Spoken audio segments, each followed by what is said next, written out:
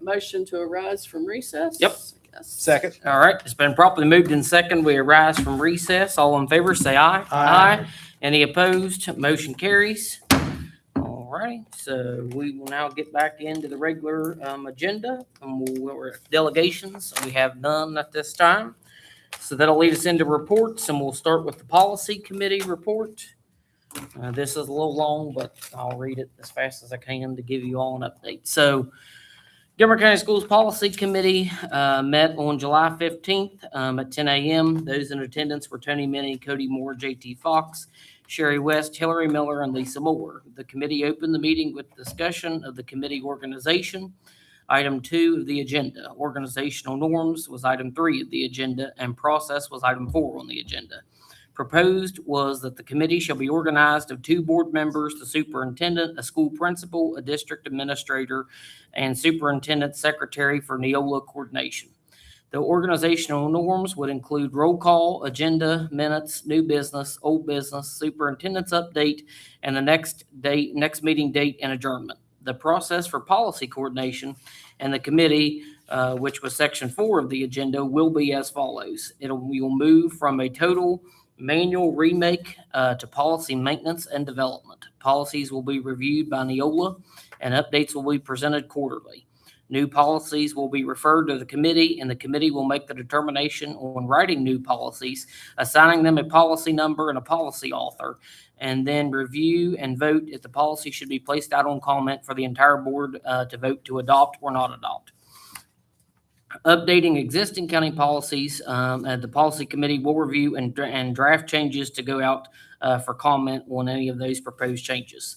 Green Book requirements will need to be reviewed yearly and create a policy calendar when those Green Books come out. With Neola, we need to review quarterly and update accordingly as they send updates to the county with the system on their end. When a member has an idea or a policy concern, please submit it to the superintendent to place in the policy file and be later placed on a policy committee meeting agenda for discussion and possible policy creation. Any board member may write a policy to be placed on the policy committee's next business agenda for review and possible action. Also, any board member may write a policy added to the BOG agenda for discussion and possible action for the entire board to vote on, whether the policy idea either is accepting the policy or putting it out for a 30-day comment period, or having the policy committee approve to write the policy proposal that can be voted on at a later date or to go on a 30-day comment review period. Cody Moore moved to approve the agenda items 3 through 8 as presented. That was seconded by J.T. Fox, and after some brief discussion, Sherry West moved to make an amendment to the main motion and approve the agenda items 3 through 8, adding that the superintendent would be the chairperson of the committee and that the meetings be open to anyone who would like to attend. J.T. Fox seconded that motion, and the vote was unanimous. The committee then moved to new business and began its review of district policies. The first policy considered was policy 1433, vacation days for 261-day employees. The current policy provides for the accrual of 3.5 vacation days per month, with a maximum carryover of 10 days into the new fiscal year. After discussion, the committee unanimously agreed to revise the policy to provide for the accrual of 2 vacation days per month and to limit annual carryover to no more than 5 days. Draft revisions to policy 1433 will be placed on the July 27, 2026 Board of Education agenda for consideration and approval to place the policy out on public comment for 30-day review. Employee attendance policies 312 or 3212 and 4212 were reviewed and no changes were made to those. The virtual learning policy was reviewed and no policy changes were needed. Administrative guidelines in the virtual learning handbook will be addressing ALV and ALP education. The committee discussed the development of a policy regarding employee drug testing. Members noted that the district does not currently have a drug testing policy in place. During the discussion, it was recognized that the federal courts have generally held that random drug testing of teachers may violate Fourth Amendment protections against unreasonable searches, as teachers are not typically classified as employees in a safety-sensitive position. The committee also discussed circumstances under which drug testing may be appropriate, including situations involving documented reasonable suspicion of impairment. Members agreed to continue working toward the development of a policy addressing reasonable suspicion testing. Additionally, the committee discussed the possibility of requiring drug testing for individuals authorized to operate student transportation vans. With the new legislative requirement for public schools to charge tuition to the Hope Scholarship students who enroll for services in public schools, we need a policy to address those requirements and fees. The committee had 4 options for the tuition and fee schedule. Option 1 was chosen unanimously by the committee after weighing costs to the districts.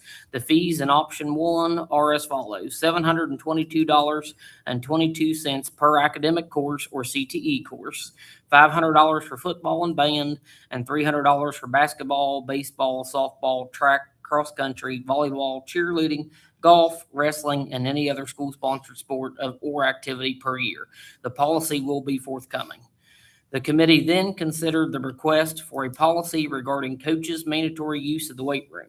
Following extensive discussion, Cody Moore moved that the committee decline to take further action on the proposed policy and instead include that language in the athletic handbook, encouraging coaches to utilize flex days and practice opportunities to minimize the use of the weight room. The motion was seconded by Hillary Miller, and the motion passed unanimously. The committee then considered the proposed policy regarding student participation in multiple sports. Members reviewed eligibility requirements and core participation guidelines. Following discussion, J.T. Fox moved that the committee not proceed with the development of a formal policy and instead incorporate the multiple sport participation language into the athletic handbook. The motion was seconded by Hillary Miller, and the motion carried unanimously. The committee discussed policies to continue working on, which would be graduation ceremony policy and a policy on HB 4798, Alyssa's Law. The next meeting will be held on July 30th, 2026 at 2 p.m. Those are open to whoever would like to attend. With no further issues or items to be addressed, the meeting was adjourned. That's the current report of the policy committee. Any questions, concerns there? Okay. That'll move us out of reports, and we'll start with the consent agenda and start with the minutes. Where are we? Make a motion to approve the regular meeting minutes of July 13th, 2026. Second. Okay, it's been properly moved and seconded to approve the regular meeting minutes of July 13th, 2026. Is there any further discussion or amendments to that made motion? Hearing none, all in favor say aye. Aye. Any opposed? Any abstention? Motion carries. All right, next under the consent agenda, we have bills for payment. Ginger, you have the floor. Okay, so we sent some with your agenda. That was just normal business. I don't see anything there that really jumps out that you didn't already have a heads up about. I did give you 2 more tonight, and that was just strictly because of the timing. Some of them just came in and some we were just notified of. Mon Power, that bill is due shortly after your next meeting, and we didn't want to risk it being late because they carry hefty penalties. We are getting the final truck of the Series 3 that we purchased, so that is ready. That one doesn't require approval, but we went ahead and put it on the bill list since you were, just tell you ahead of time. And US Sailor, which is not US Sailor any longer, but we had to have a vendor to put it on here. So we're trying to get them set up so that we can get that July bill paid for T-Mobile. The last bill list we gave you is said that we can reimburse our staff that attended model schools because that was quite a large amount of money.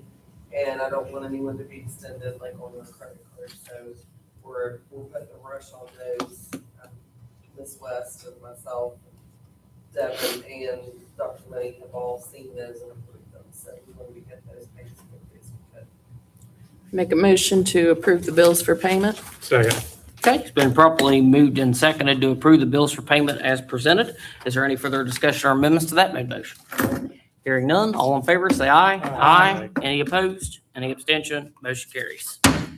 All right, we now have open enrollment. Dr. Manning. Recommend the board make a motion to approve the open enrollment for a 9th grade Braxton County student, a 5th grade Braxton County student, a 4th grade Braxton County student, an 8th grade Braxton County student, a 6th grade Braxton County student, and a 9th grade Braxton County student. So moved. Second. Okay, it's been properly moved and seconded to approve the open enrollment as presented by the superintendent. Is there any further discussion or amendments to that main Do motion? these kids live in Gilmer County? I live in Braxton County. Have we vetted them? They have to sign an open enrollment policy that states our process is they have to be vetted before they come. They can't have any level 3 or 4 offenses. They have to be in good standing. Okay, and with no further discussion or comments, all in favor say aye. Aye. Any opposed? Any abstention? Motion carries. Before we move to new business, I want to go back up just under policy committee reports because I just thought of something. All of the policies for the public are now on the website. Well, they've been on the website, but you can get them on on your mobile phone. So if you go to the web on your mobile phone, you go to the Gilmer County Schools website and scroll down to policy and click where it says policy, and then it opens up this page kind of right here. I know everybody can't see it, but it says policy manual, and you now have a mobile friendly version where we didn't before, where if you don't want to, log into a screen, you can go back and get the policies on the mobile device now. So just a clarification if anybody is interested in looking at those. All right. Yeah, it is. Yep. And it will be, and it's in the Gilmer County Schools app as well, but what I was showing you will load from the website. So. All right, so now that'll put us back to new business. Sorry about that, but I figured if I don't do it now, I'll forget. All right, new business. We have review policy 1433 vacation. Dr. Manning. The policy 1433 vacation days for 260 day one employees was reviewed by the policy committee. Changes to the accrual days and maximum carryover days were discussed and agreed upon. Therefore, I recommend making a motion to approve and place policy 1433 out on public comment or review for 30 days.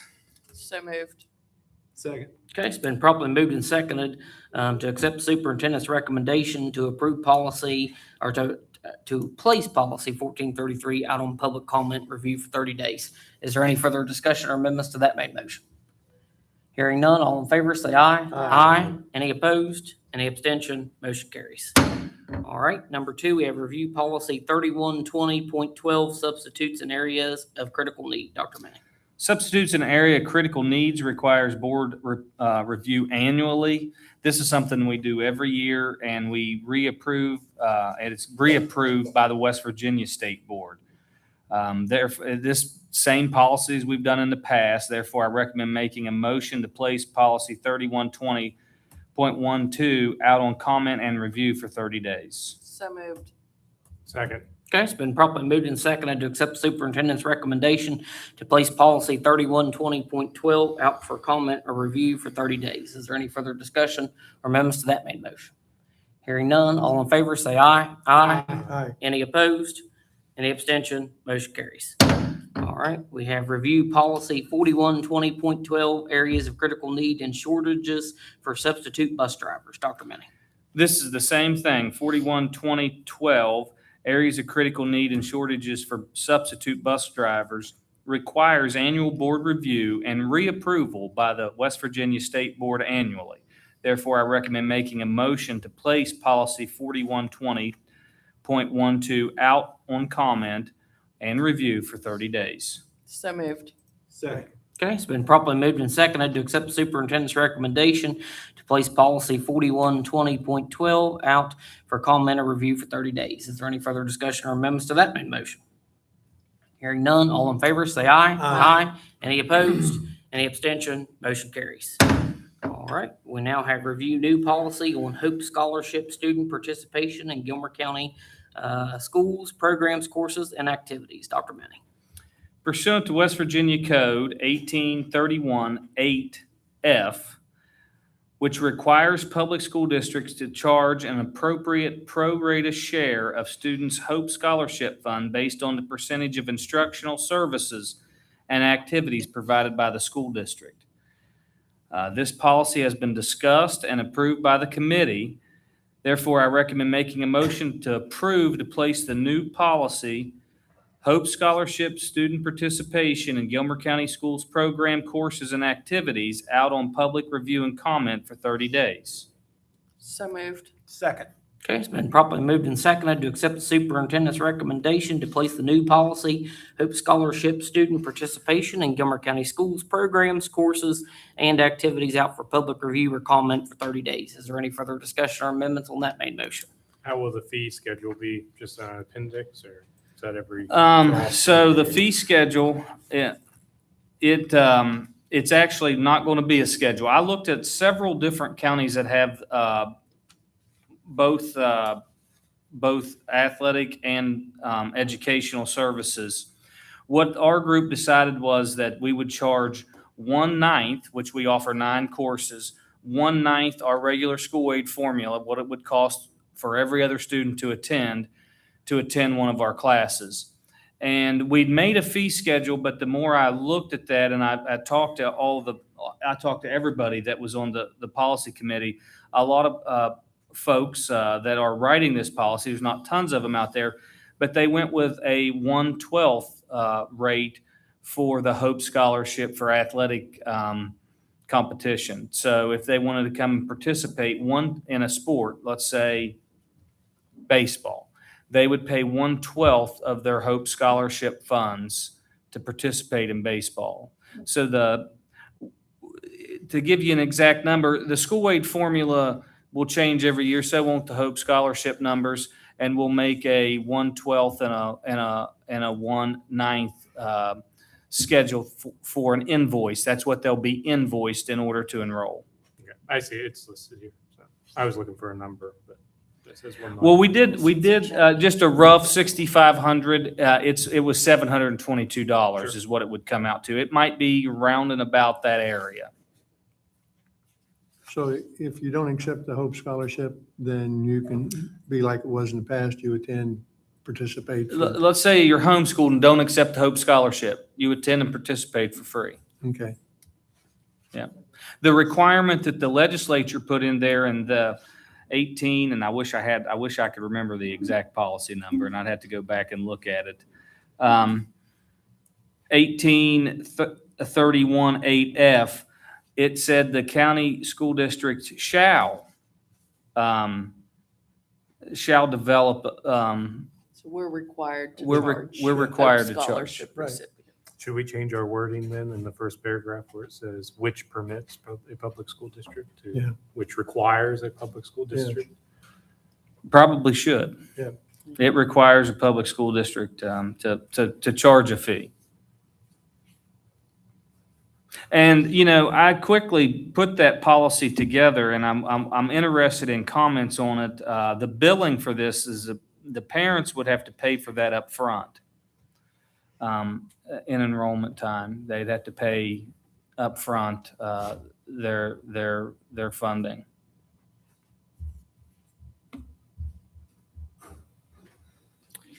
So moved. Second.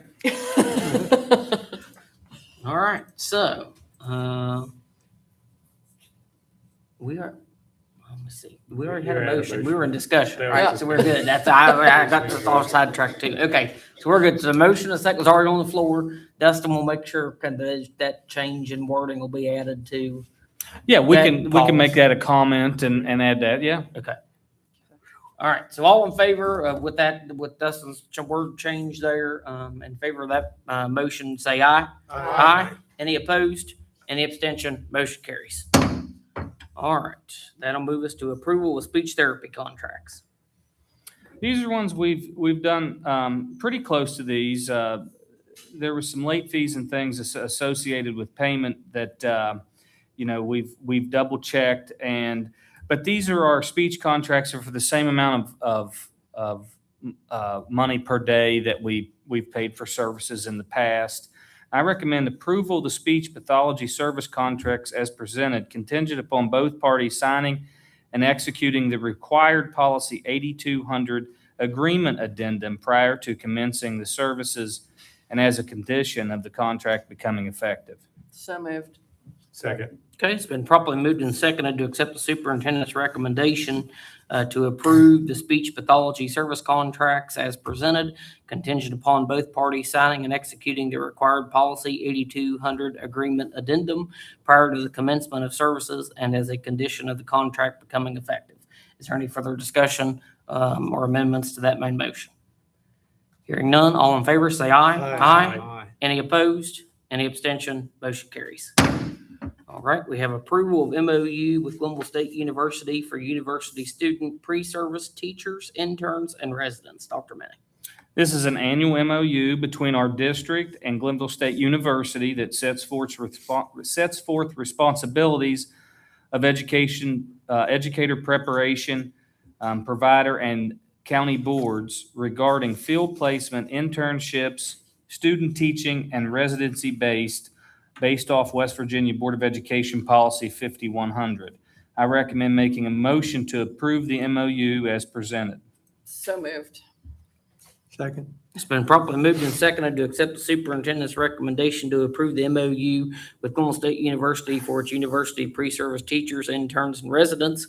Is there any further discussion or amendments to that main motion? This is just accepting the partnership with them, pretty much revising it, or? No, we've done this many years, and it's Yeah. just basically the same. Saying that we're gonna take on their. Yeah, we teaching, take on their and allow- teachers and their interns and students in residency and all of those types of folks and sharing the role of guiding These them. different things. Mhm. Okay. Okay, any further comments, questions, discussion? Hearing none, all in favor say aye. Aye. Any opposed? Any abstention? Motion carries. All right, we'll move us to 2026, 2027 student handbooks. Dr. Manning. I've just included copies of, not a ton of changes in both of the school handbooks. Very few things there you saw that were actual changes. And then we included the athletic handbook. That's still a work of art. It's just still coming along. It's not complete. That one, we've built that in the last year or so, and we're still building on that. We use that as an administrative guideline, but it's still being built and information filled in. But we've got a pretty good outline of what the athletic program should look like and requirements to use it as an administrative guideline. That also serves as kind of our professional development that we provide summer, fall coaches and winter and spring coaches. It is a guide that has pretty much everything in it, from how you do your inventory to how you fill out your bus request to communication plans and how we expect you to communicate with parents and all of that. So those are on here for discussion. Last year when we approved those last year, we said we're approving them and they'll become working documents where if we make changes, that give them back to the board. And those are going to be continuous working documents and updated continuously. So I don't know if you guys would rather approve those the same way, or if you'd just rather continue on where we voted last year, and those would be a continuous working document that we make changes to over time. But I have several concerns on each one of them. So how do you want to do that? I guess just discussion and voice your concern. Okay, I mean, I'll give you a floor, Mr. Martin. Go ahead. let's look at the high school handbook on page 4. Page 4. Let me get back up there. This is the new part, and I understand tardies are a problem, but they're dealing with losing their parking permit and 3 unexcused late sign-ins. So I'm just curious, what constitutes an unexcused tardy? That would be like showing up to school without a doctor's note, without a parent note, and you would just show up unexcused. Okay, I just wanted to clarify that because it's got some teeth in it later on. Mm-hmm. All right, on page 5, he has listed his tardies and the discipline. For number 4, for instance, it has 5 days ISS. So my question here deals with ISS. if a student is placed in in-school suspension, are they allowed, it's a question, are they allowed extracurricular events and practice? Yes, in school, you're allowed extracurricular and practices. Okay, You have to have OSS to be excluded from okay. extracurricular. All right, look on page 6, he had put in there this time for rewards for kids getting a pass to ball games. So my question comes under two parts. Is it, the way I'm reading it, the way he has it, it says, if I have no unexcused absences, no Weavis behavior marks, and I make the honor roll, I get a pass for 9 weeks. Well, I've gotten a lot of grief over us raising ticket prices. And attendance is something we're trying to reduce absences, and we're trying to reduce behavior problems. So instead of doing all three, which you're even eliminating some of your honor roll kids, why don't he simply, they're for 9 weeks, it'll help parents with money and the kids with money getting into games, simply give them a pass. If you have no unexcused absences for that 9 weeks, or have perfect attendance even for that 9 weeks, you get a pass to the next one. If you have no Weavis entries, you get a pass. If you make the honor roll, you get a pass. That'll help alleviate, that's giving a carrot for good behavior, and it's also helping them with saving some money getting into ball games, because we have a lot of them. So you're saying just separate those out instead of having them lumped together, Mr. Yes. Park? Instead of Right. having to achieve all three. I like that because it gets more kids there. Yeah, that's, And I don't mind doing that a bit. I will tell you this, though. This isn't just JT working on this. This is leadership team looking at those things together. So, and they might not have a problem with it. I don't know. I've never, don't know if they'd have a problem with letting those kids in or not. I do know that they wanted to try to reward the kids. So. right. So by doing that, that'll take care of a couple of things. And then on page 7, of course, this is, that deals with the drop-offs. I think What it's page? page 7. Okay. Where they drop off, where you're dropping kids off right now, you're driving around the back of the building. That's hard on that road. That road back there was never designed for traffic. It was designed to get vehicles back to deliver stuff to the VOAG building. That's what it was designed for. That's one reason it has problems. So I think it's a safety concern. You really wouldn't want me back there being unsupervised. So the less traffic you got back there, I think safety-wise, it's a good thing. All they have to do is come around student parking lot like the buses do, go up the bank where that one sign says you can't enter, put it at the other end, they go out that way. They can still drop them off there, but that keeps them from back of the building, and that keeps that from happening. And they didn't used to be able to go back there that direction. Well, now, unless it's changed, we drop them off at the end of the building Right, and still, then go up the upper part. well, they drop them off. There's a lot of them dropping them off right there where Montgomery's house used to be, where you would go in, where the road goes back to the cafeteria. They're coming in the other way, they're dropping off there and then go back behind the building to get out. Instead of going up. Now, you're just gonna come in behind student lot like the buses do, go up the bank, drop them, and keep right on going out Walnut Street. That keeps you from going out back. There's no reason to drive around the loop of the school.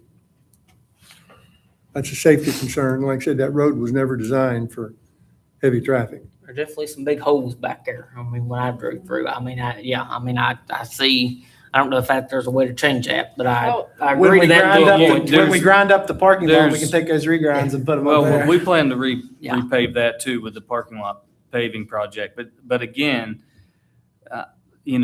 those plans have been made over years with with multiple stakeholders. So Right. it's not just parents, bus drivers also had issues with parents running through the lots and getting in front of their buses. All of that stuff would have to be figured out if we want to make that change. Right. That's one reason, like Mr. Chapman had said before, to get these things beforehand, because then there's time to have part of that discussion.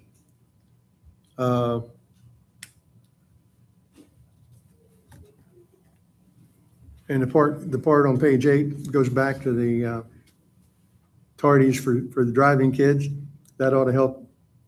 I think that's a good idea. I think that'll help eliminate his tardies. You'll lose your ability to drive to school. That's a good idea, I think.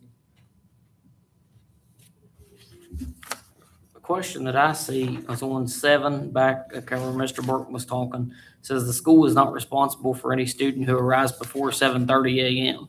Yeah. Well, if they're on our school grounds, technically, aren't we, I mean, even if they're there, No, we do not assign people to be on duty. Like if a student showed up at 6, we don't have anybody on duty at 6. well, sure, but I'm saying like if they show up at 7:30 and they get out of the parent's vehicle and they would happen to fall down on the sidewalk, the school still will be Well, we don't responsible, have, correct? we do not have people on duty to watch. So the parents need to know if they drop off before that time, Okay. then there is nobody there being responsible. Their student could walk off. They could go do whatever they wanted. We don't actually have They physical. tell us that. Okay.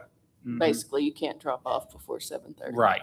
And if you do drop off before 7:30, your kid's not going to have somebody there to watch them until 7:30. All right, on page 16, it has voluntary weekend detention. I don't think we have weekend detention here. Wood County has it, but I don't think we do. I think it's in state code, isn't it? We have debated back and forth to offer weekend detention and kept that open for parents willing to keep that for their students. So if you've got a parent that, you say, hey, I don't have any other option, my kid's not listening to me, we'll say, well, you can bring them in for a weekend detention. Better be careful, you'll get some. Can I sign my? So we've left that in there, even though it's not utilized very often, but it is actually in there. Okay.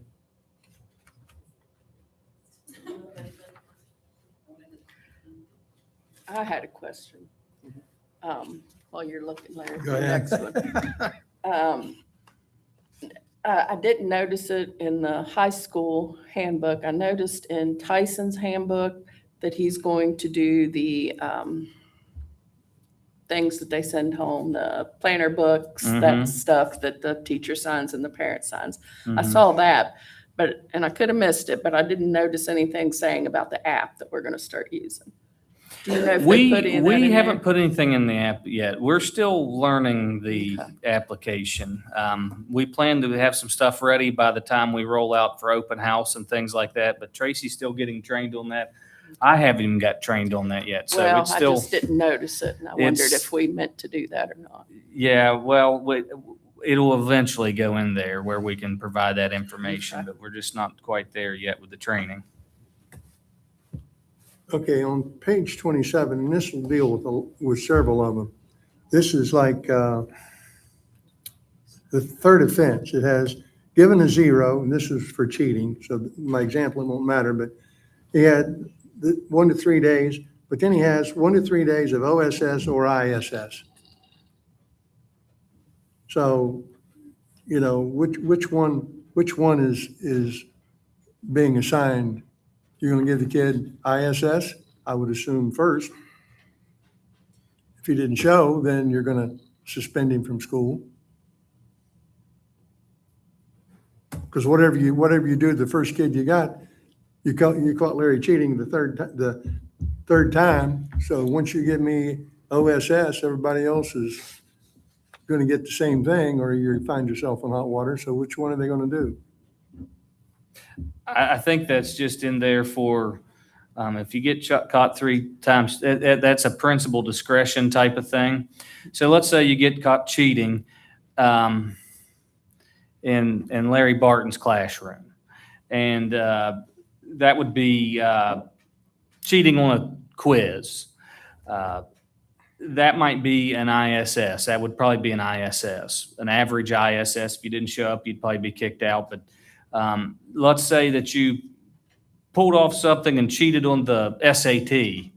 That could be where you'd use the OSS. Okay, So they leave that discretion in there depending on the severity. If it's an average classroom, I would say if on the third time cheating, you'd be in ISS. And I think it's an automatic 0 on those assignments as well. right. I don't have a problem with that. It's just if they got it, consistency is what I'm after. What you do is the first one, you better be doing it to everybody henceforth. For the same thing. And there's several of them that they have listed like that.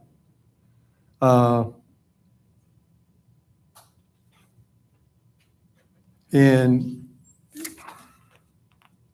Tyson spelled my name wrong. yeah. And on page 28, I assume it is the third one for deceit. You've got after-school detention, OSS or ISS. So, and here again, there's a lot of difference between, I don't know how you can have those three options with that. That's, the other one I could understand, but I don't understand that one. I either tried to snaggle something over you or I didn't. Now, this is the same one, Mr. Barton, that you helped us to develop last year when we did this. Well, I know that, but what I'm saying is,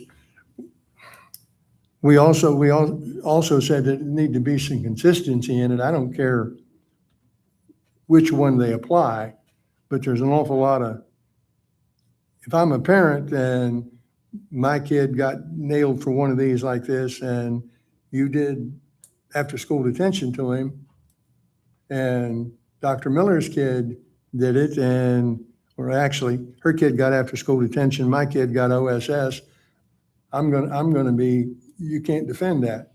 And since it doesn't say, it gives an awful lot of latitude as to what one's doing, is all I'm saying.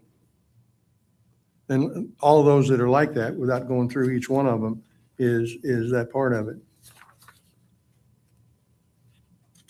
I guess a cool follow-up question to that too is when, and this may be just normal process, but it seems like on the chart, every time they get to the third or fourth or fifth, it's way down, you're going to have a SAT meeting. Well, that SAT meeting is a student assistance team, so why are we waiting until the fourth and fifth and sixth time before we go try to assist or correct the behavior? I guess is my question. Because these are level 1 behaviors, and you wouldn't have a SAT meeting on a student that got detention twice. That's not normal to do. The level 1 behaviors, you're going to have a student that could have a level 1 behavior. Maybe they were disruptive in the class, and maybe they were disruptive 2 days later. You wouldn't have a SAT meeting with just 2 disruptful behaviors. You would be doing SAT meetings. I mean, we had 1,000 behavior referrals. Probably, if you remember the number of kids that had 2, it was up in the hundreds. You'd have hundreds of SAT meetings if you did that. I think that you got to look at the behavior level here, and what policy 4373 says. These are all, the goal of this when we first started doing it was to create consistency in how we discipline. Correct. Making sure the kids get the same thing. It wouldn't get to a SAT until you had a kid that got down there to where they were habitually violating. They had those 4th and 5th kind of continuing to violate level 1 behaviors. ISS and OSS is frowned upon for level 1 behaviors, and we built that into this. It's kind of frowned upon to kick a kid out of school for,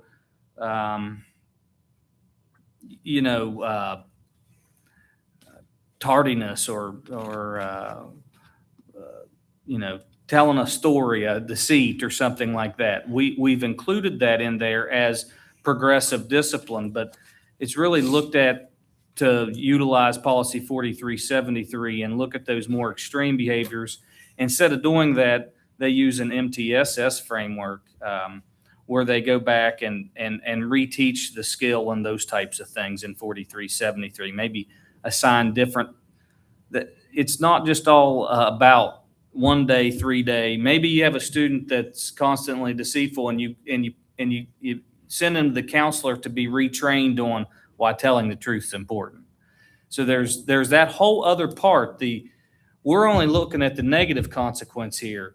There's that whole other part. Does detention really make the kid not lie anymore? Does OSS, it sets a standard for them, but the reteach part of it is also got to be built in there as well. And I guess my interpretation of the SAT committee was to prevent those behaviors. So it seemed to me that we weren't preventing anything if we're waiting to the fourth and fifth time. You know, that to me, that's a repeat before we're actually saying, hey, you can't do this, let's retrain you. Makes sense. So what we would probably try to do is work to retrain that kid long before they ever got to that SAT process through assigning the different discipline interventions is what they call them. It's not just punitive. It's not just 1 to 3 days of detention. It would be something that was maybe it's a school service assignment. You got a kid that, you know, writes on the desk. Instead of them getting kicked out of school or having a SAT meeting, maybe you take them in and assign, they're going to clean the desk off. And then they're going to talk to the counselor about why we don't destruct property. Right, I would agree, I agree with that wholeheartedly. But it needs to be, that needs to be, for a better way of putting it, that needs to be said. It's not something that's open-ended. I would, if you can deal with them and the sooner you can retread them to where they understand what they shouldn't be doing and doing the right thing, the better off all of us are. Right. I think, but that's what Cody, but, you know, doing those things, but when you put a SAT down, you're looking at something to change those behaviors. And What you're saying is that level 1 behaviors are not severe enough that we have the personnel to do SATs for all of Well, if level you 1 look at, let's behaviors. just say, let's pick one out here. tardies is, Let's look at tardy. So if somebody was, well, SAT's not even on there for tardies because they would go through The attendance SAT. Yeah. Let's look at Where are you? What page? probably 28, something disruptive behavior, okay? Let's say a student got in trouble for talking out of turn in class and they were disruptive. We would not have a SAT on that the first offense or the second offense. But if you got down to the third or fourth offense, it says all subsequent offenses, it would go through a process. Maybe on the fourth offense, they would get ISS and then, of course, OSS, and we'd have a SAT meeting, probably do a behavior plan. Eventually, that student would probably face coming out over here by the 8th, 9th, 10th offense for being disruptive in a classroom. Right. But just because somebody talked out of turn in a teacher's class, you wouldn't have a SAT meeting. no, but if it becomes to where he's getting a lot of, what I'm trying, Cody and I think we're trying to do is, I want the kid to get some help before the hammer has to really drop on him.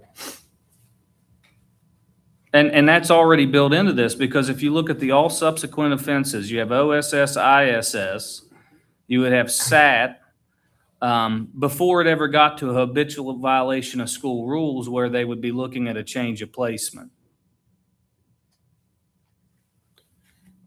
So are you saying on 35, Cody, is that the student support interventions?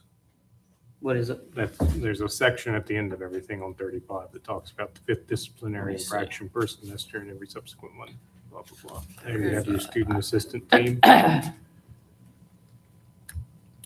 Student support interventions.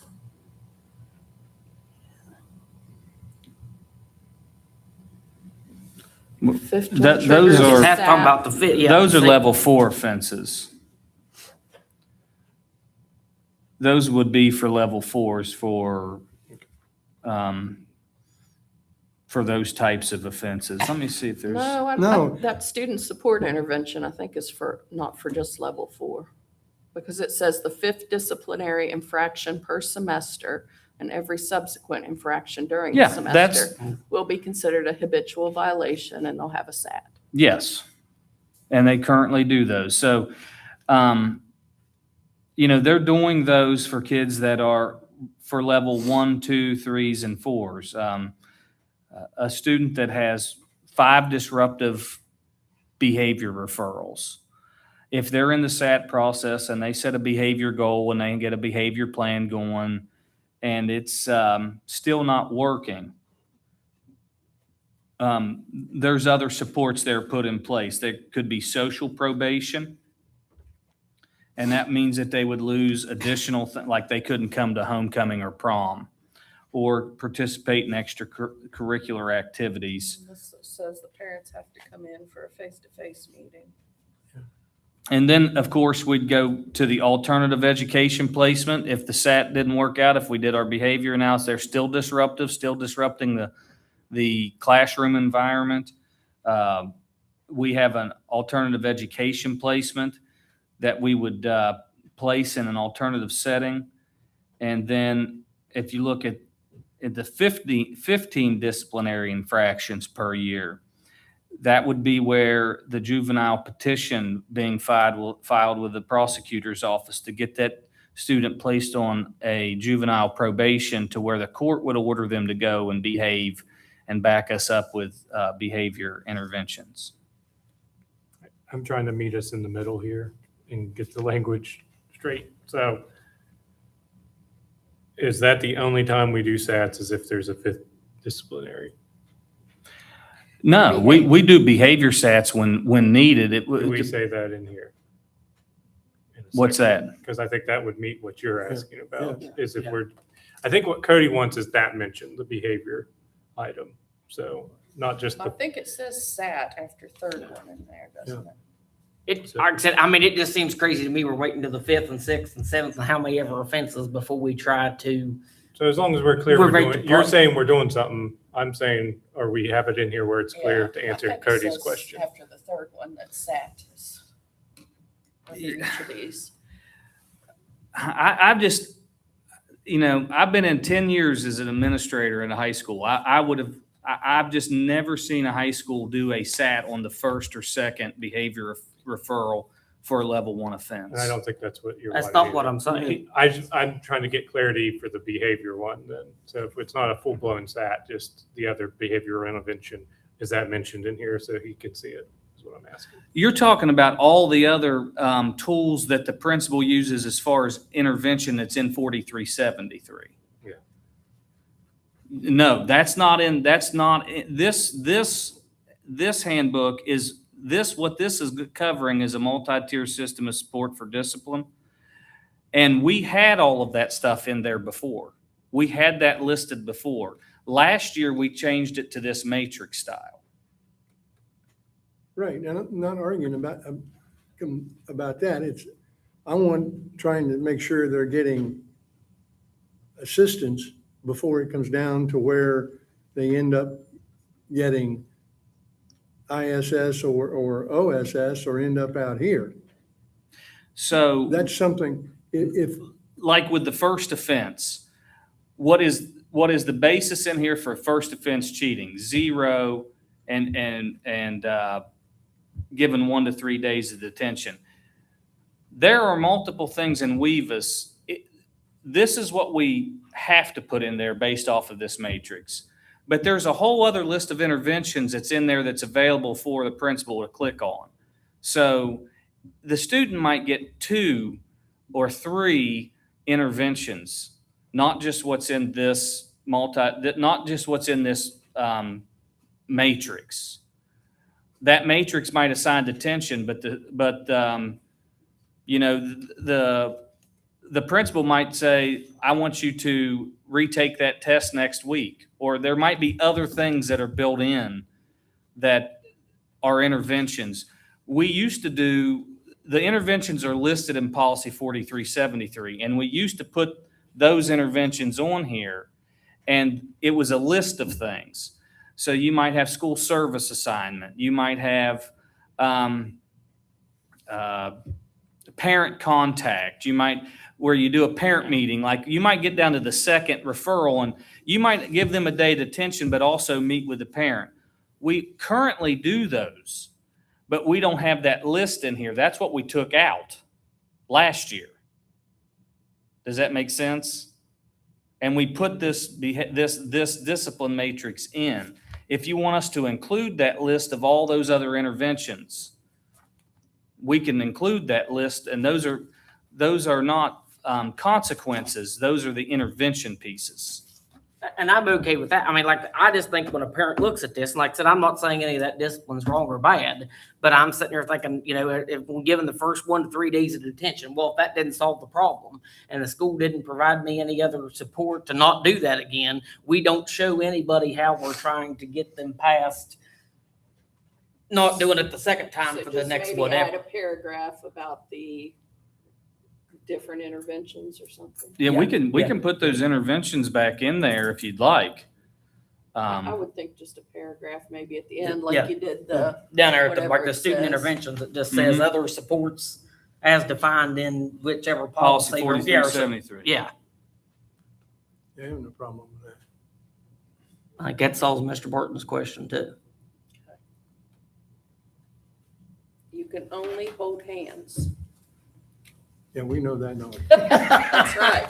Mr. Barton, Any other discussion, Mr. Burton, and any student, or I mean, high school or elementary handbook? Tyson spelled my name wrong. We got Tyson with some misspellings in his. And he didn't put Tony's name. He just put superintendent. Yeah, his- Superintendent and secretary got Yeah, off his- not named, I don't know. His, I didn't see too many changes in his. I did see the addition, I think he's added the student council. I think that is positive. He For didn't have a leadership. lot. Yeah, so that's, I mean, something Just again wait for the till he kids comes to, back. yeah. Tyson, you spelled my name wrong. He's watching. I almost bet. Anything else, Mr. Burton, before we move on? Make sure I give everybody, Mr. Fresh Air, I know you had some questions that got sent in. Did you get Yeah, everything the only thing answered? I noticed that was on the high school one, I think it's like page 4 and 8. That's the same paragraphs repeated in those two sections. So wherever you stick it, I don't, just noted it. What page is that? Page what? It's the student driver. Yeah. Okay. Tardiness, it's just repeated. It's So just repeated. Pick a section and stick it Put it there. in there. And then to Mr. Barton's point, if you wanted to maybe call out to the other tardiness or other, because, right, you mentioned something about the tardiness. You might just want to reference the section, see section such and such for more about tardiness and attendance or whatever. But that was it for the high That's school. on you, Tyson. And then, we can talk about the next one when we get to it. Hillary Tyson said to tell you he fixed it.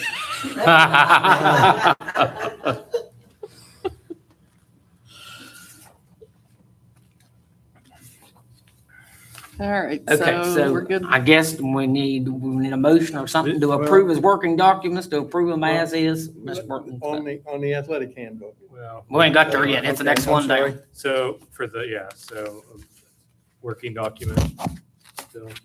For the elementary and the high school, Yeah. we're all good with that? Yeah, and I'll add the paragraph to 43, the intervention piece back in there. Do we need a motion or anything since it's just staying the same? That's up to you guys. Make a motion to accept the Gilmer County Elementary School student and the Gilmer County High School student handbooks with the addition of the intervention paragraph. Is there a second? Is there a second? Okay, so it's been, Did that include also the part about the passes for the activities based on individual categories? It's up to you guys. I'm fine with that. Yeah. Passes. Yeah. For attendance, honor roll, Weavis. and discipline.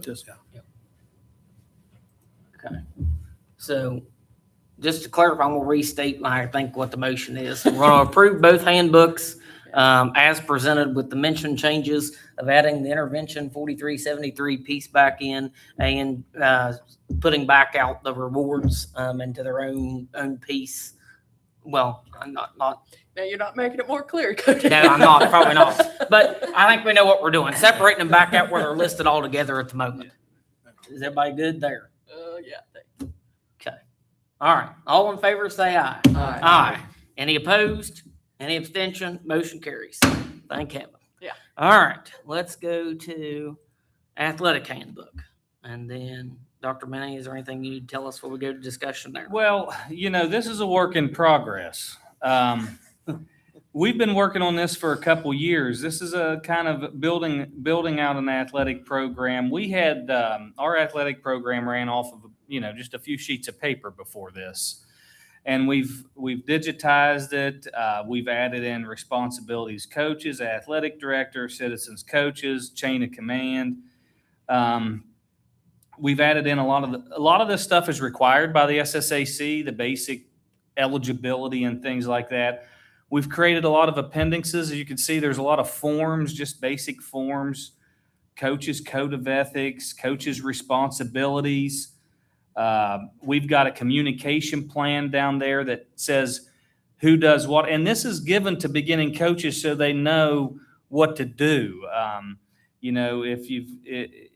Who adds things to the school events calendar? Well, that's the athletic director. They add them weekly. Scheduling,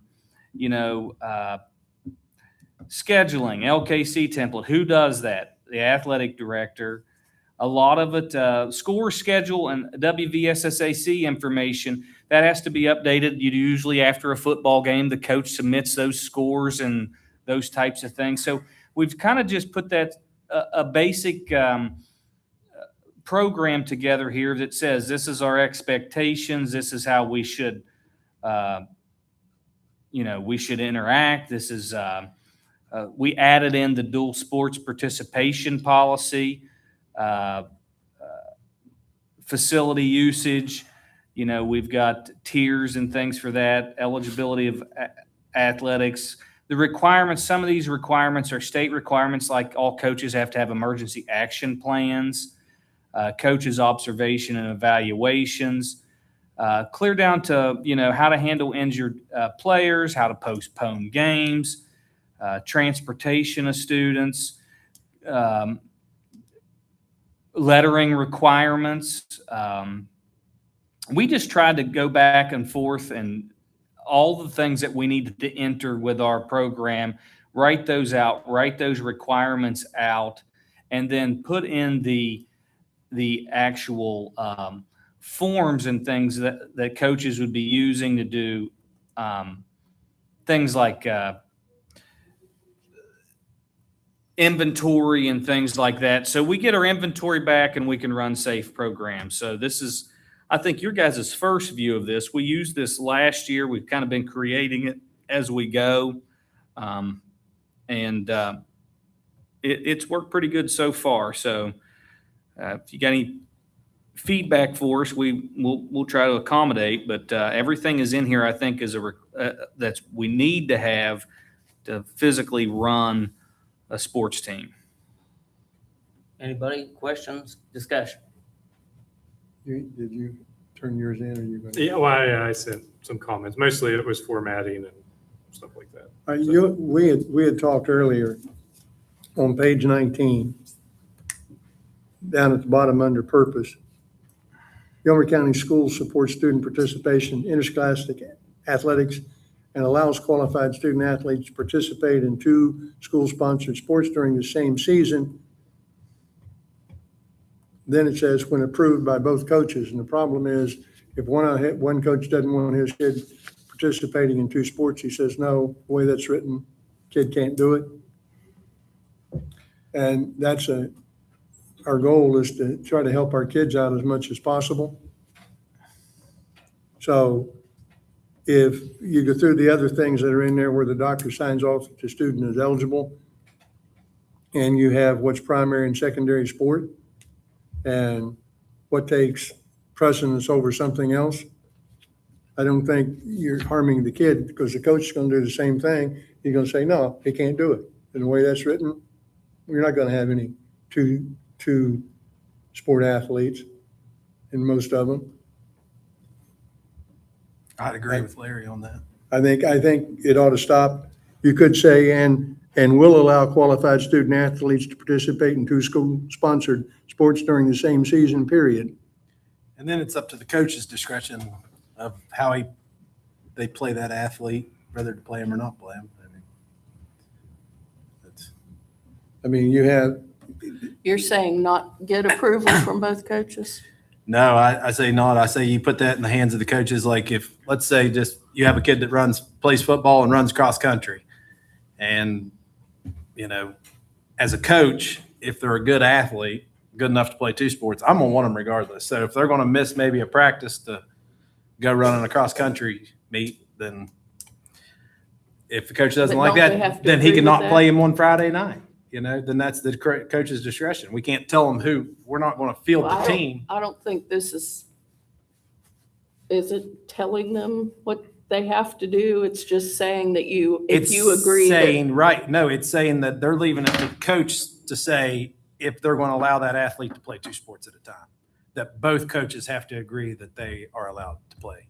so the coaches I shouldn't think have the a whole choice? gist of it was We put it in the coach's that hands. the coaches would be approving that. They'd be sitting down, having a meeting and identifying which sport is their primary and which sport is their secondary, and then kind of scheduling out, this is a big meet, we need to have the Right. kid go here. Right, and I have no problem with that, but the way that statement sounds, for instance, You're saying that the coach could he just not simply says, approve no, it, he's just not say, gonna "No, do you it. can't do that." Yeah, That's and that's the way I where we read it, were too. at, that's where you were at this year, that's why that came up. So you Can want they even do that through WVSSAC? Can a coach tell a student they can't play two sports? a coach, you're allowed to play two sports with the WVSSAC. A coach cannot tell another kid that they cannot play the other sport. Now they can, what the coach does have total authority with. How It's much the kid playtime. plays. Yeah. Yeah.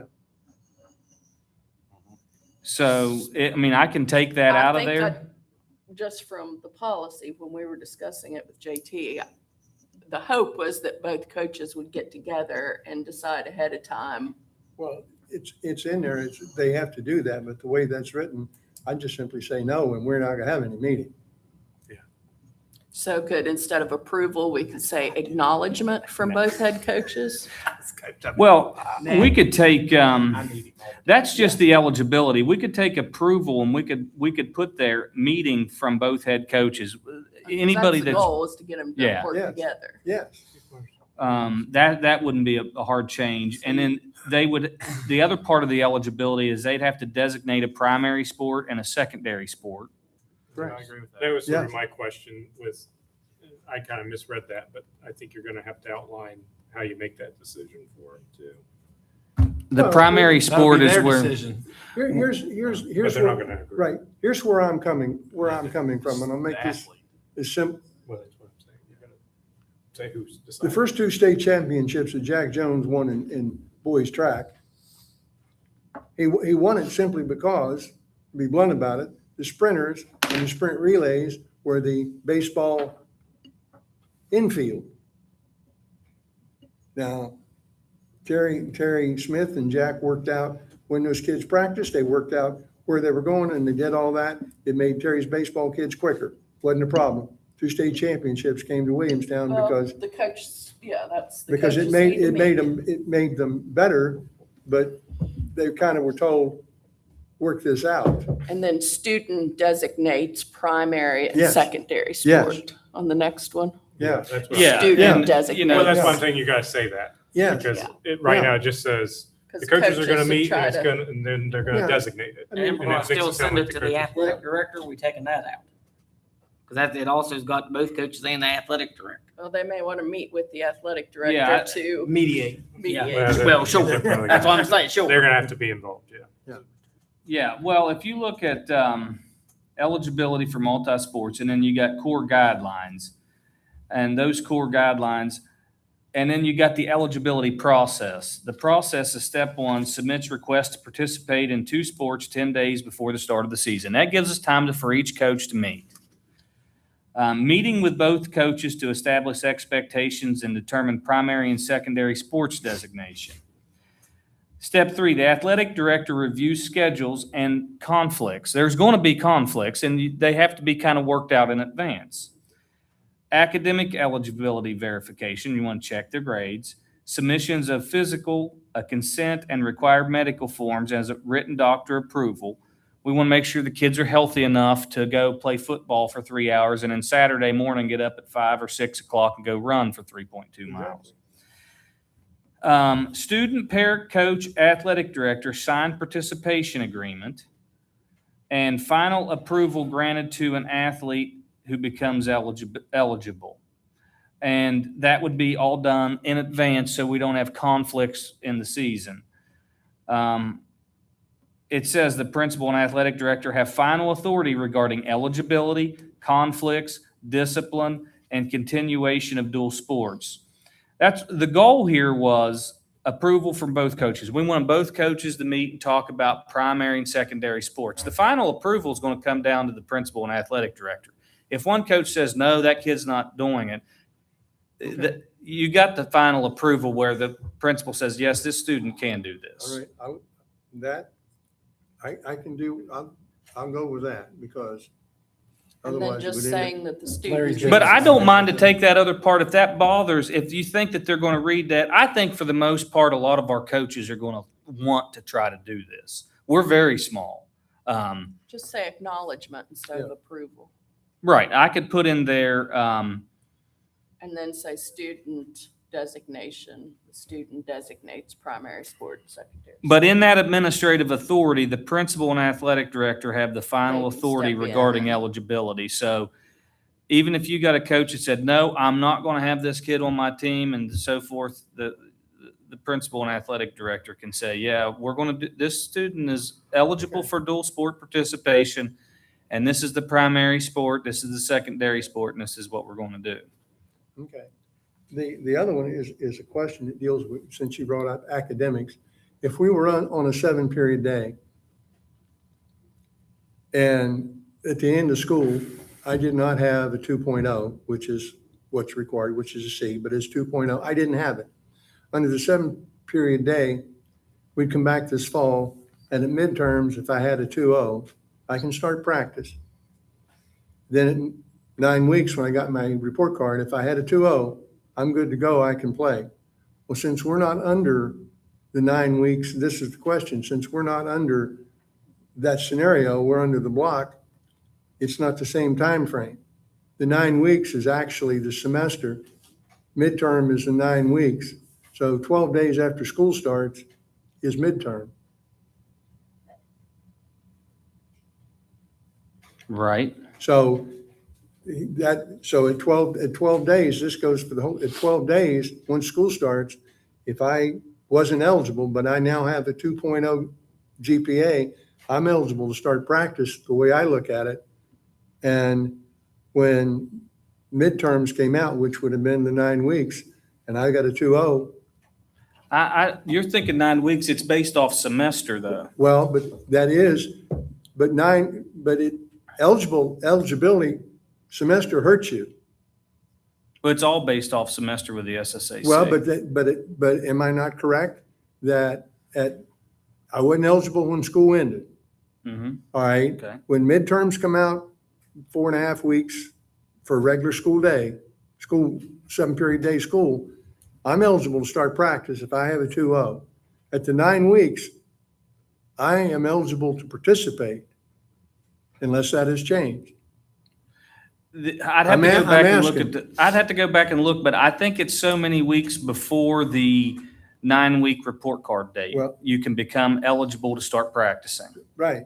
And that's what I'm asking. Since we're on our block, it's timeframes are different. That's why I'm saying, I think we should look into that because we have a kid that, some kids that may not have been eligible at the end of school, they might. And if they're eligible, that's more people that have their hooks in them and trying to get them to behave and keep their grades up and do all that. And it keeps less referrals coming into the office. So that's something I'm asking you to check on because I could be wrong. Yeah, I can check on that.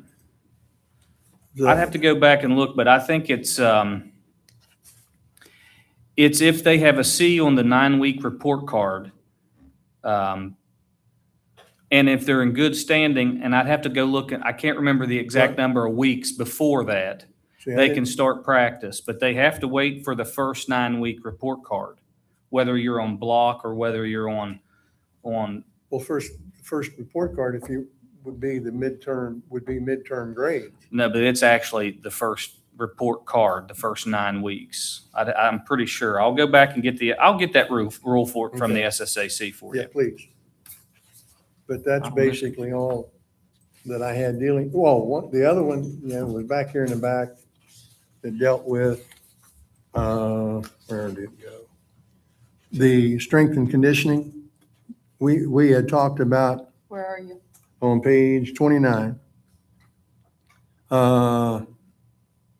It says, coach should dedicate time weekly for strength and conditioning. The word is should, means maybe I ought to do it, but I don't have to do it. We had talked that would be changed to shall, 3 days a week, recommended 4, but shall be 3. Because we got a tremendous weight room, but if it's not used, it's not worth a dime. Yeah, and I think that so for example, that could be enforceable for some coaches, but are we going to require the golf coach to go in there and lift weights and not but make the baseball coach and not the golf coach? I'd make them all. And that's why if I'm stronger, I hit the ball farther. If I'm a baseball coach and my kid is stronger, he can throw the ball harder, he can hit the ball farther. I think the concern that was brought up in the policy meeting was that basically our coaches are volunteers. And if we start trying to make them do certain things, that we would lose some of them. I have an answer for that, but your kid, if your kid's not as strong as other people, you lose. What do you think, Brett? I want to see it utilized. I think it's going to be hard to mandate it. But I think as long as we, really But heavily that only, emphasize, we want you to use the weight room and make it part of your coaching and that's schedule. only for the season. What good, here's the other thing. What good does it do me to give up my summer to come in there and pump iron? Then when season starts this fall, I never lift again. I wasted my summer. Yeah, I think you can. I think what hinders us, once again, I think location. And if this was, one Oh, of, don't even try that. You're not getting $200,000. I'm just saying, but if it was like location. It's a lot easier for them to just go out of the school is what. It would be, and then to be able to actually put that into practicality, but with it being here and like having your football team, let's say, coming up this season, come out here, lift right after school, and then go down to Robo for a 2-hour practice.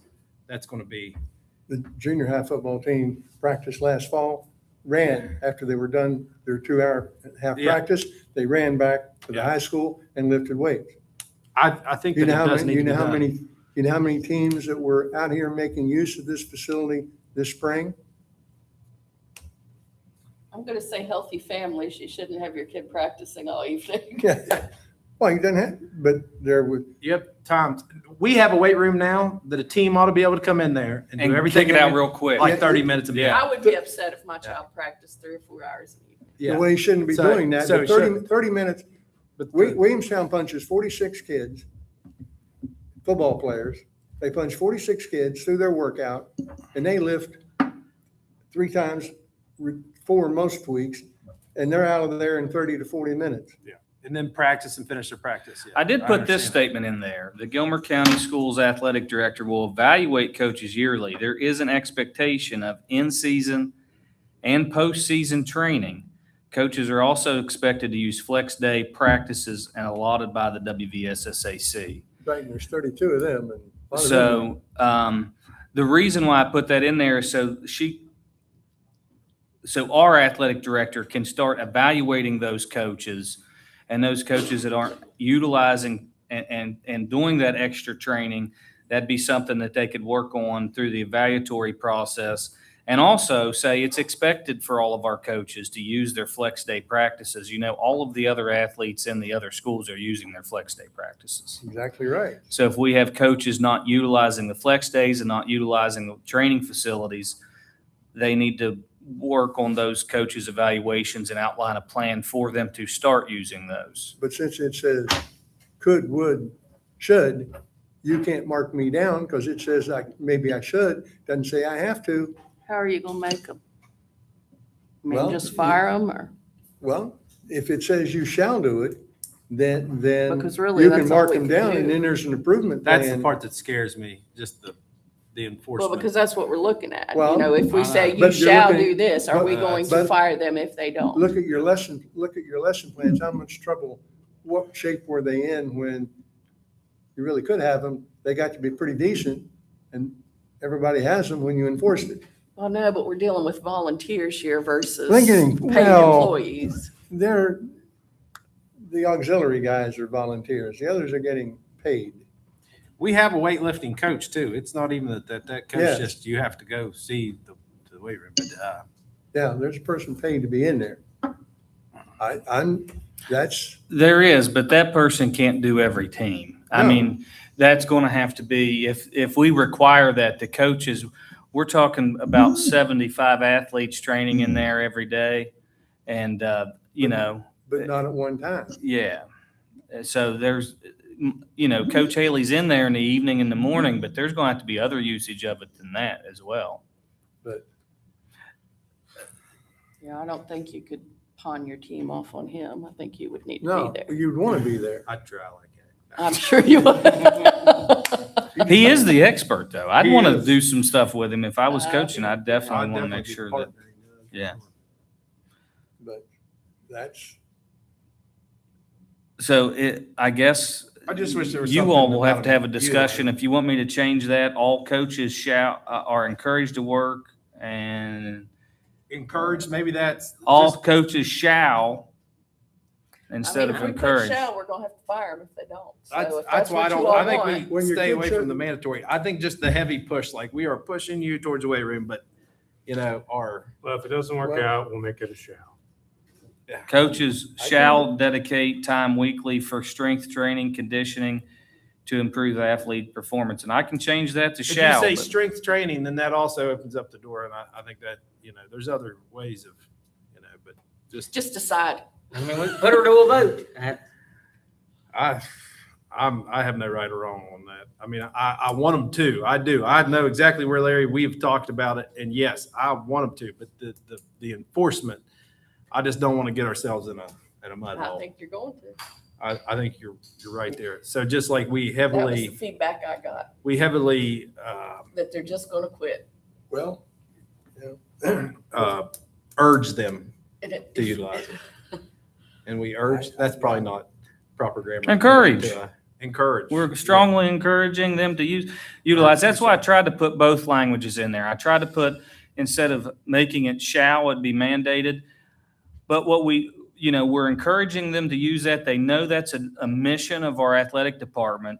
And the expectation is, that can affect your evaluation, and we can provide improvement opportunities if you don't try to do that. do it like this and then you can vote and we'll do it that way. Say highly encouraged. Highly encouraged. Highly I can encouraged. change that. And then we'll take, and Yeah. But I hate Super to, duper Yeah. califragilistic. I just hate to back against the wall and be like, put Well, that that's- word if you shall. put shall, that's, Yeah, you're that's against the exactly law. right. Yeah, Yeah. I know, I understand that, but we're trying to build the culture. It's not here yet. Say highly encouraged. Yeah. Get So, your- so I get make a your- motion, we're gonna approve the athletic handbook and encourage Highly encouraged. highly, super duper, Califragilistic. yes, expialidocious, encourage them to use the weight room. Second. Is that with the other changes as before? Well, I have one other. And like, No. yeah, But this is small. yep, So, go ahead. Doug. Tony, back up on page 20, number 4, under going back to the dual sport participation. I sent this comment in, but it says academic eligibility must be a C average. We already have that in the next section. Should you just refer to the must meet athletic eligibility requirements? it has Redundant, get a- rid of it. Yeah, it has its whole section there. That's what you're saying. Well, at that point in time, I didn't have this in here. I'd had a standalone policy. That's It's why just, it's you're in there. saying C Okay. student, and then on Fix down it. you say 2.0, which is probably a better way to say it than C student. I can put a 2.0 average in there. But either just say, as long as they meet the eligibility requirements in section, the next section down, that's fine. No, I can just say And we'll students change must it. meet the WVSSAC academic eligibility requirements instead of putting C. I just wasn't sure. It didn't seem like you were intending a difference there to make it more restrictive or he anything. was not coherent, so. And we I made, typed a lot of policies. This one, hey, it looks and like we made a it's final decision on what we're gonna do with the sentence. We're gonna encourage. Well, no, highly but I'm talking about encourage. under adult Oh. sports about the coaches, both coaches agreeing and all that, because that was. I think just, I think you have the right process there, right? Instead of I mean, approval, yeah, And I just think- change approval. Larry sees that I've got that eligibility administrative authority on there. Mhm. I can change that approval to I mean, really, meeting- Now. approve Acknowledge. meeting by both head coaches where they can, or acknowledgement. I mean, it's really, like you said, it comes down to the administration, superintendent and principals. All Okay, right. so we got a motion and a second on the floor to approve it with all the changes that were mentioned. And Aye. go on. All right, all in favor, say aye. Aye. Any opposed? Mr. Barton's opposed. All right, motion will carry 4-1. All right. He wants to do We more gotta than build it. highly We're building. We're getting closer. supercalifragilistic. Encourage. We're getting closer. I meant highly. We're getting closer. Yeah, highly. Yeah. Okay, all right. We have no business, so we'll go to personnel. Jeez, I'm wore Oh, out I'm telling you. Let's go to professional. Start there. now. So moved. Okay, just give me 1 second. My computer's low. All right, professional, recommendation for hire Sonia Hartshorn, assistant principal, Gilmer County High School. So moved. It's been properly moved and seconded to approve the professional section as presented by the superintendent. Is there any further discussion or amendments on that main motion? Hearing none, all in favor say aye. Aye. Any opposed? Any abstention? Motion carries. On to service. Congratulations, Sonia. Yes. Put that the old Thor hammer right there. Right. Cody's tired too. Yeah. He's making up for not having to go there. Scared me to death the first one. I don't have anything up here. Do I have a new one of these? Yeah. All right, service. Yep. Recommendation for hire Christina Minnick, Secretary 3, Gilmer County High School. Barb Nielsen, Classroom Supervisory Transportation Aide, Grade 3, Gilmer County Elementary School. And Matt Stoddard, Substitute Bus Operator, all locations. So moved. Wait, I'm going to wait. recuse myself. Cody has to recuse himself. Oh, okay, I'm sorry. Okay, now we have a motion. So moved. And a second. All right. It's been properly moved and seconded. Any further discussion? Aye. All in favor, aye. Aye. Passes. You got it down pat. You never do that. It was contagious. Cody, you Boy, owe that me. first one, Cody did today, I was like, oh. Cody, I thought it was you, but Dustin, he put the hammer down. I trained him well. I only get to do it once in a while. You gotta do it. Yeah, All right, under extracurricular, I think so. yeah. Yes. All right, extracurricular, for hire, Jason Frymeyer, Auxiliary Mini Titan Golf Coach, Gilmer County High School. Anita Roberts, Itinerant Counselor, ALC. Amanda Poole, SAC Coordinator, Pre-K, K and 1, Gilmer County Elementary School. Crystal Smith, SAC Coordinator 2-3, Gilmer County Elementary School. Amber Frazier, SAC Coordinator 4-5, Gilmer County Elementary School. Emily Ramazan, SAC Coordinator 6-8, Gilmer County High School. Ashley Barker, SAC Coordinator 9-12, Gilmer County High School. Miranda Canfield, English as a second language, all locations. Amber Frazier, mentor teacher, 4th grade, Gilmer County Elementary School. Alicia Schaefer, a Richmond tutor, Gilmer County Elementary School. Madeline Toozing Knight, literacy tutor, Gilmer County Elementary School. Billy Freeland, mathematics tutor, Gilmer County Elementary School.